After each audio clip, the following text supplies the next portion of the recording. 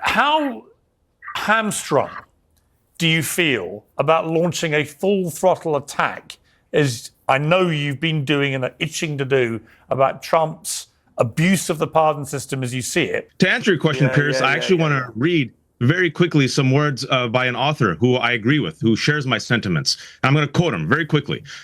Shame on Donald Trump for continuing to perpetuate a grotesque, inflammatory lie that threatens to imperil the very foundation of American democracy, end quote. That was you, Piers Morgan, 4 years ago in the Daily Mail. I share your sentiment. Yeah, it was me. That is what I wrote at the time. That is what I felt at the time. Progressive activist, commentator, and friend of the show, Wajahat Ali, appeared on the most recent episode of Piers Morgan Uncensored. And during a heated debate about January 6th, Waj humiliated Piers Morgan to his face by using Piers Morgan's own words against him. And it was glorious, and we have to talk about it. But before we do, if you end up liking this video and you want to support the channel, please be sure to hit the like, subscribe, and alert bells before you go. All right, friends, we have several clips to talk about in this video. One of the most devastating things you can do in a debate is use your opponent's own words against them, which is handy when your opponent flips positions a lot. And Piers Morgan on the topic of Donald Trump is one hell of a flip-flopper. He says he's a nonpartisan journalist with no particular bias, but he has cozied up to Trump over the years after breaking from Trump during his mismanagement of COVID and, of course, the January 6th insurrection. But Piers Morgan is a bit flexible when it comes to his morality. So, as he is wont to do, he tries to launder and sanitize Trump, give him the benefit of the doubt, give him the benefit of false equivalence and double standards to the best of his ability. But Waj came prepared. And so, in this heated January 6th debate, Waj quoted Piers Morgan. Greatly appreciate it. Wajahat, let me start with you. How hamstrung do you feel about launching a full throttle attack, as I know you've been doing and are itching to do, about Trump's abuse of the pardon system as you see it, given Joe Biden's obvious blatant abuse, which we've just heard from Victor Davis Hanson, unprecedented apart from when Ford pardoned Nixon. We've never seen preemptive pardons like this. How neutered do you feel? I mean, do you feel like every time you try and go after Trump for this, everyone on the right will go, hang on, what about your guy? So before we get to Waj, again, just note the framing. So they're talking about January 6 pardons, but also, again, Piers is clever. He's trying to create a false equivalence to massage Trump, to give Trump some wiggle room by saying, aha, well, President Biden preemptively pardoned his family. The obvious rejoinder is, well, President Biden's family didn't violently attack cops or attack the Capitol in an attempt to keep Joe Biden in power.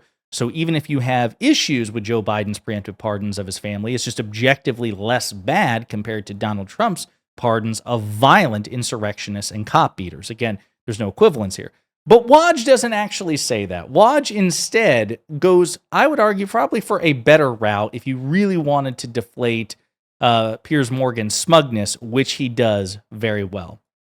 No, I'm not worried about that at all. And it's interesting that I never thought I'd be old enough to share a panel with a violent insurrectionist who voluntarily joined a mob incited by Trump to overthrow a free and fair election. But this is America. And to answer your question, Piers, I actually want to read very quickly some words by an author who I agree with, who shares my sentiments. I'm going to quote him very quickly.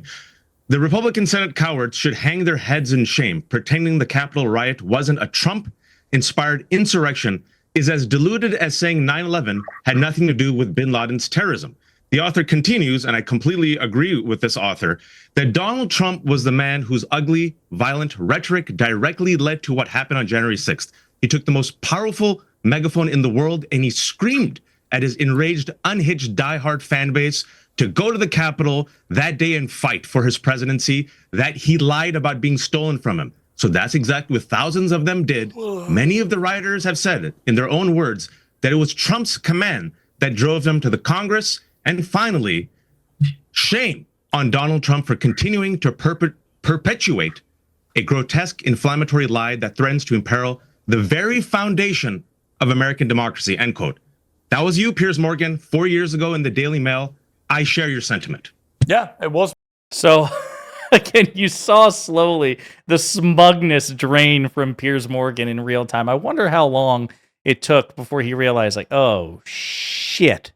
Waj is quoting me. We're going to look at that quote in just a second, but let's hear Piers Morgan desperately try to save face. That was you, Piers Morgan, 4 years ago in the Daily Mail. I share your sentiment. Yeah, it was me. That is what I wrote at the time. That is what I felt at the time. And I didn't think we'd ever see Donald Trump run for office again. I was wrong. Not So wrong what about. changed? I wasn't wrong about what the changed? sentiments I expressed that day. I thought it was horrendous. However, the pardons have happened. Jacob Chancellor, I love it. He has to look down. Yeah, I did say that. Yeah. Yeah, I didn't think Donald Trump would ever, run for office again. I was wrong. I mean, not wrong. It's so funny. I love it because again, this is what Piers does. Notice how it's always a 3 or 4 v1 v2. The liberals are always outnumbered. Now, Waj here actually has a Capitol Police officer who's actually apolitical. But I'm actually glad Piers Morgan brought him on because this is a guy who actually suffered at the hands of violent insurrectionists, combated them on the day. So that's actually a great get. But it's actually, when it comes to the politics of this it's Waj versus Patrick Bet-David's sidekick, the one who always screams. We're going to play some clips of him, I imagine, in a second. The guy wearing the Batman shirt who is the QAnon shaman. This is the guy with the horned helmet on who went viral during the insurrectionist attack on the Capitol, and Piers himself. So outnumbered 3-1 effectively on the politics. Waj just totally deflates Piers Morgan, and I love it. And we've got some more clips to play, but I really want to remind people of this because, again, Piers is clever. But he did publicly rip Donald Trump's ass repeatedly in the aftermath of the January 6th insurrection. So the exact article that Waj is quoting from, it is titled, "The Senate Cowards Should Hang Their Heads in Shame, Pretending the Capitol Riot Wasn't a Trump-Inspired Insurrection." Insurrection, so says Piers Morgan, is as diluted as saying 9/11 had nothing to do with bin Laden or terrorism. Now, he wrote multiple articles about the moral and civic dereliction of duty and decay of Donald Trump and the Republicans. He also wrote this one in the immediate aftermath of January 6th.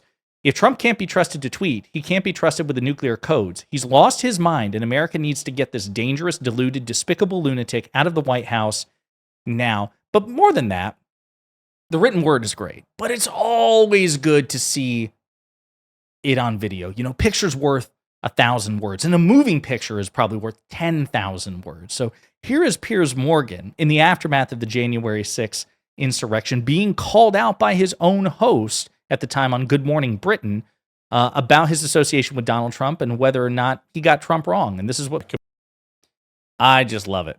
I love it. That was very true, Piers Morgan. Notice how Piers Morgan, who throws a fit these days if you refer to Donald Trump as a threat to democracy or use the word fascist, even though Piers Morgan describes the wokies as fascists. He says people who are progressive and who are woke are the real fascists, but then he castigates you if you refer to Trump as a fascist. So again, it's like a word that apparently only he can use. But he himself called Donald Trump on camera a threat to democracy and said that Joe Biden was a decent man who could help restore democracy. Of course, he's now done a 180 because it's politically convenient. It's, lucrative to appeal to the right-wing base in the way that Piers Morgan cynically does, very much like a mercenary. But I just love it in real time. Again, brilliant of Waj to do what he did by quoting Piers' own words against him. And there are many.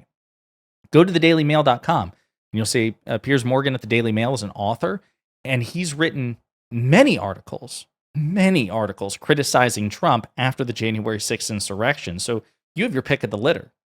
But as I said, a very, very good debate tactic if you know this is coming, to have your opponent's own words in your back pocket and use it against them whenever you can. We'll probably cover the rest of the debate between Waj, Piers, Vinny from Patrick Bet-David's show, the QAnon shaman, and a January 6th Capitol Police officer, because there's a lot of good content there. But for this one, I just really wanted to focus on Waj deflating Piers Morgan's smugness using Piers Morgan to do it. Great job, Waj. In the meantime, let me know what you think in the comments.